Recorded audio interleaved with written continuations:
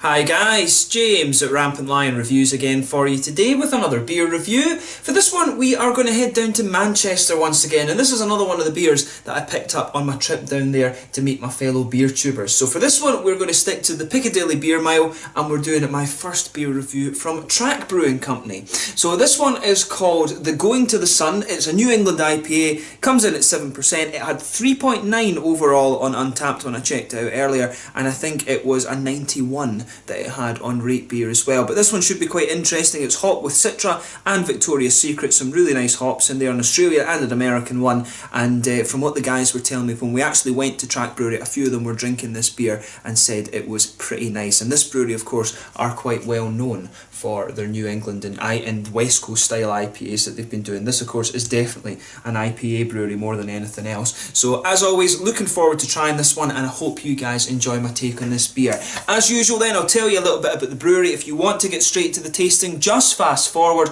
All the usual links are in the description below. That's the brewery website, the link to my future reviews that I'll do from Track Brewing Company. I do have an Imperial Stout that you'll see me review at some point in the fairly near future, and hopefully I can review a few more of their IPAs as well. There's all the usual social media. If you want to see more beer reviews, do please consider subscribing to the channel. The whole channel, of course, has a geography-based tagging system, so you can go into the homepage and search for beer based on country, city or state, prefecture, county, whatever it is you're actually interested in. Do check out the playlist of beers from different countries. There is one there for all the English beers that I've reviewed for you. That's constantly being added to. And as always, please do get in touch and let me know some of the other beers and breweries that you guys would like to see me review. It's always great to hear from you guys that are watching the videos, and the support that you show the channel is hugely appreciated. So anyway, to tell you a little bit about Track Brewing Company then. So Track Brewing, as I've told you, are based in Piccadilly in Manchester, and they were founded back in 2014 by Sam Dyson. So Sam studied maths and economics at university, and he homebrewed while he was studying, basically because he said it was a cheap source of beer, and the beer that he could produce was of better quality than quite a lot of things that were available at the time.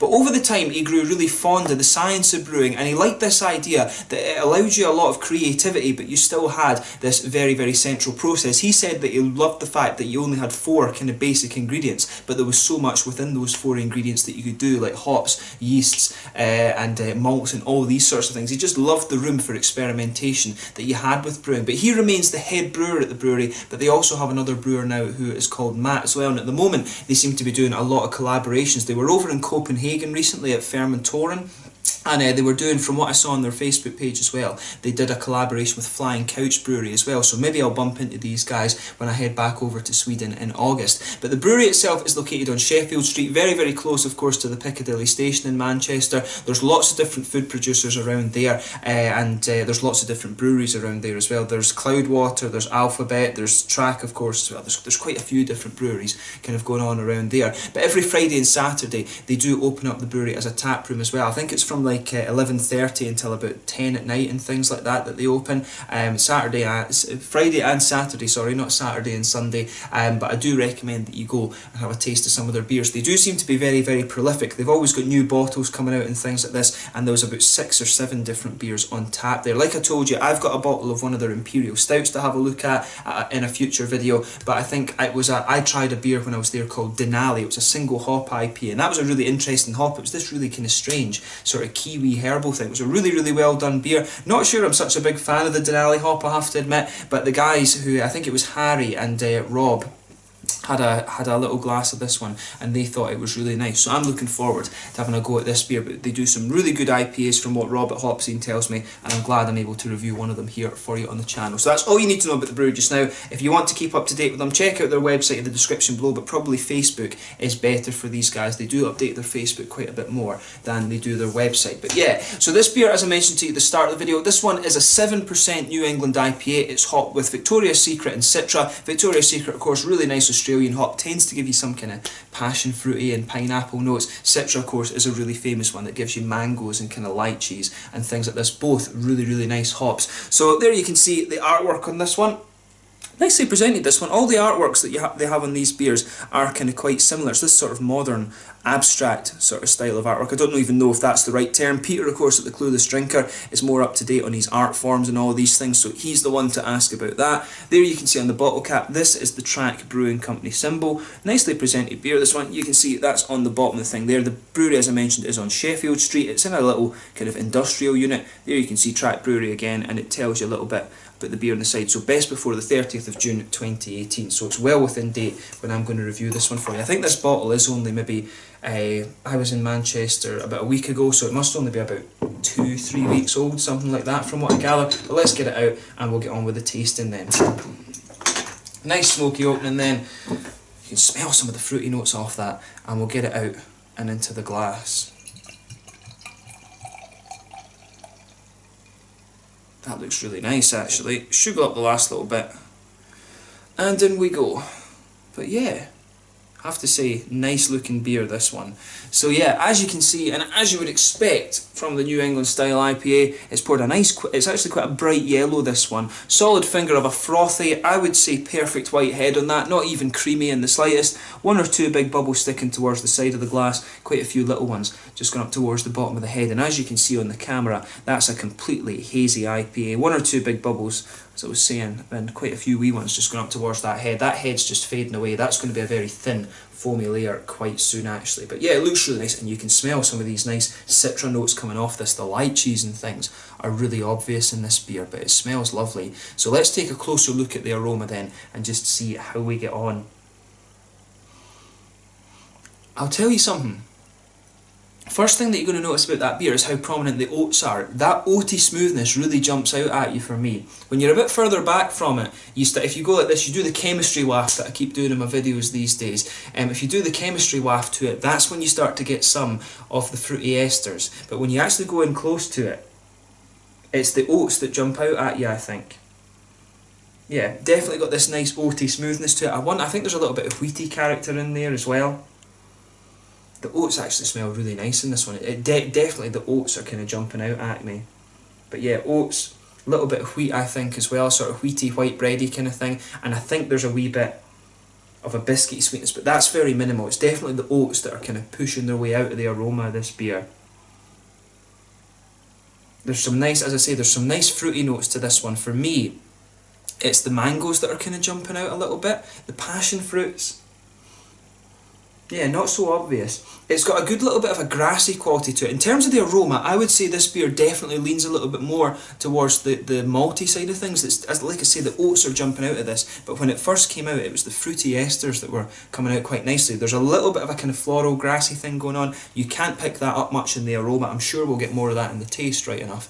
But yeah, there's a wee bit, it's mainly the mangoes and a little bit of the lychee maybe that's coming out. So in terms of the aroma, I think it's the citra that's coming out a little bit more. If you sugar it up and then sniff it from a little bit further away, you do start to get some of the fruits. I reckon, as I say, mangoes and lychees. Maybe a little bit of the passion fruit and pineapple kind of thing. But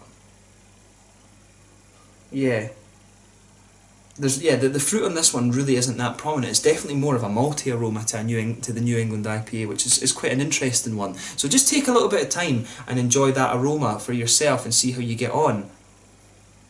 It's interesting because it does have quite a nice floral note to it as well. Maybe when it warms up and opens up a little bit, you start to get a bit more of that, but I definitely think the oats are the most kind of prominent part of the aroma, I should say. So let's get on to the tasting of this beer then. So this one is called Go Into the Sun from Track Brewing Company, part of the Piccadilly Beer Mile down in Manchester. Let's get stuck in. Slange Skull, 7% New England IPA.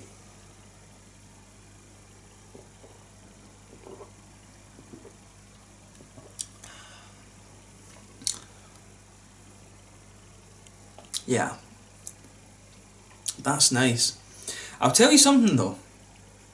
It's interesting with this beer because going by the aroma, you expect the malt base to be one of these ones that's really, really smooth, and for this one to be one of the slightly creamier IPAs, if that makes sense.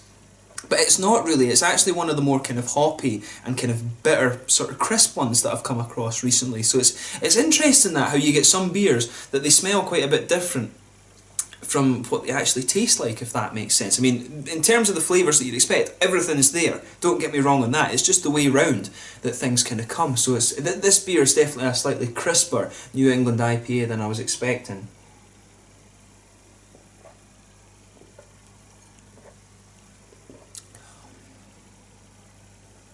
That's good.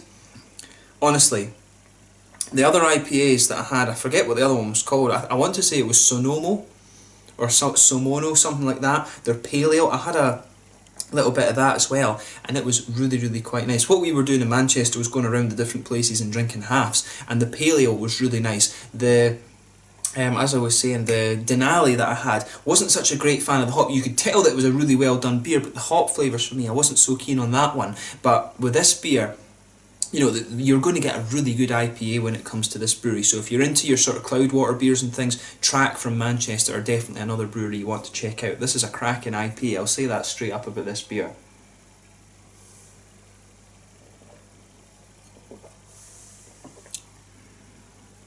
So yeah, in terms of the mouthfeel then with this one, so it's quite, as I was saying, the malt base is quite a bit lighter than you would expect. You can feel a little bit of that kind of pale malty character there. That just blankets the middle of your tongue. As the flavour, as you kind of, the beer mellows out a little bit and you get further into the aftertaste, that sort of oaty smoothness does start to push its way out a little bit more. If you go down the centre line of your tongue, there's a little bit of a biscuity sweetness there. But the oaty smoothness compared to the aroma, it's nowhere near as prominent as you might expect, but it does, as I say, it comes out a little bit more in the aftertaste. This beer is definitely a little bit kind of crisper and more hop forward, if that makes sense, but it's lovely stuff. Have a go at this one if you get the chance.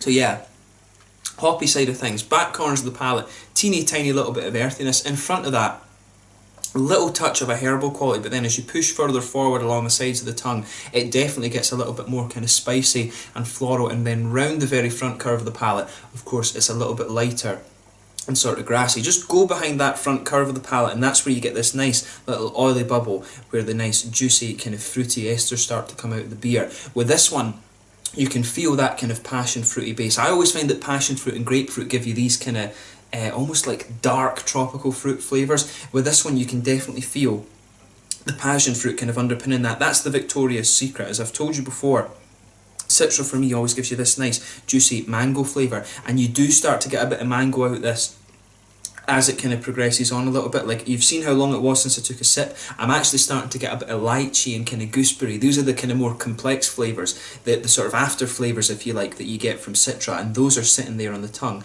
on the front of my tongue, just nicely. But it definitely starts off, the passion fruit is really obvious in this one right away. And then you start to get, I think, a little bit of the mango and some kind of pineapple in there as well. I think it is pineapple that's coming out of this one.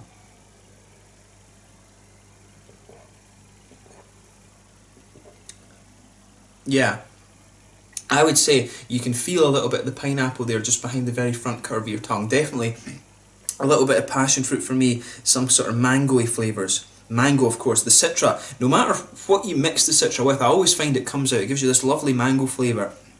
And then the complexities can change quite a little bit. I think there is lychee in there, I'm not so sure. Sometimes you can get a little bit of an almost gooseberry flavour from the Citra hop, but I don't think so much of that in this beer. I do think it's more of a kind of lychee note. Definitely a little bit of pineapple in there, like I was saying, passion fruits. The fruity quality of this beer is really, really nice. But as I was saying, in terms of the New England IPA style, it's definitely a little bit more kind of spicy and floral. And that gives it a really crisp feel, actually, which is really nice. This is a very, very easy drinking one. It's 7%. It could actually, it's quite a dangerously drinkable beer, this one at 7%. You could easily down a few of these and not realise how much alcohol you're actually drinking. If they could sort of mimic this beer with that kind of crispness and things and that sort of nice spicy floral note, they would really be onto something with a session beer, if you like, one that's down at kind of 4% or something. The crispness that this beer had, if you could get that in one of these lower ABV beers, you know, they would be absolutely spot on. But, you know, it is what it is. It's a 7% New England style IPA, and it's, you know, it's a really good beer. I can see exactly why it has that rating well into the 90s.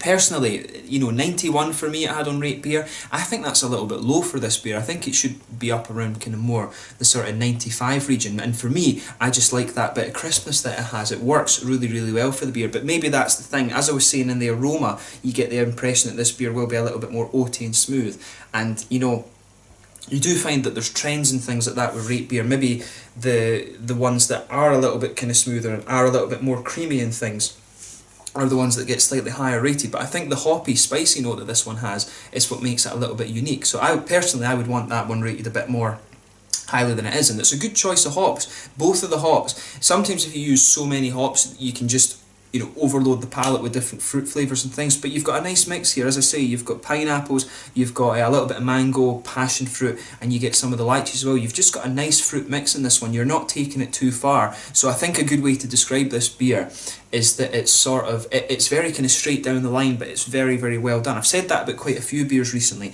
but this one, I think, that suits it very, very well. And the unique point about it is the kind of nice spicy floral note that you get from it, and just kind of how crisp it is at the same time. So I do like that about this beer. In terms of the mouthfeel then, I would say mid-bodied, but it's on the lighter side of mid-bodied. Carbonation does give the beer a little bit of crispness. It does have a little bit of a prickle to it. There's a nice kind of spicy floral aromatic note to it. Some nice juicy fruity notes. The malt base has a good balance between that kind of smoothness. There's a tiny little bit of sweetness there, but for me mainly it's a kind of smooth bready quality that it has. Juicy fruits, nice little bit of spicy hops. There's a good bit of IBUs to this beer, I would say. I'm not sure exactly how many, maybe I would be guessing like 50, 60, something like that. But it's a lovely, lovely beer. I think, as I was saying, if they could mimic the kind of spicy floral sort of crispness that this beer has in a lower ABV sort of session IPA, they would really be onto something. But as I say, it is what it is. It's a 7% New England IPA. It's not out of place within that region either.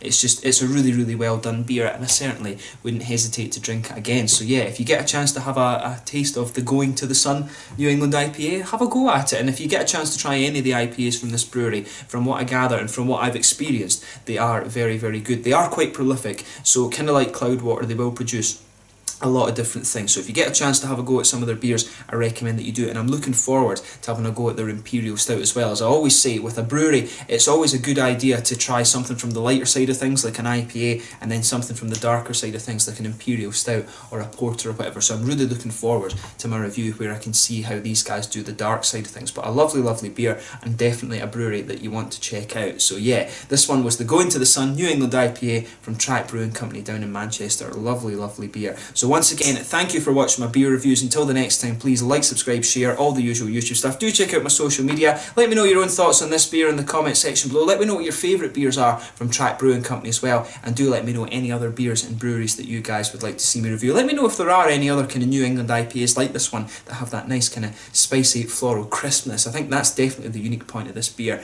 But thank you once again for watching, and I will catch you guys very soon. Make sure you check out Track Brewing Company from Manchester. Slanger just now.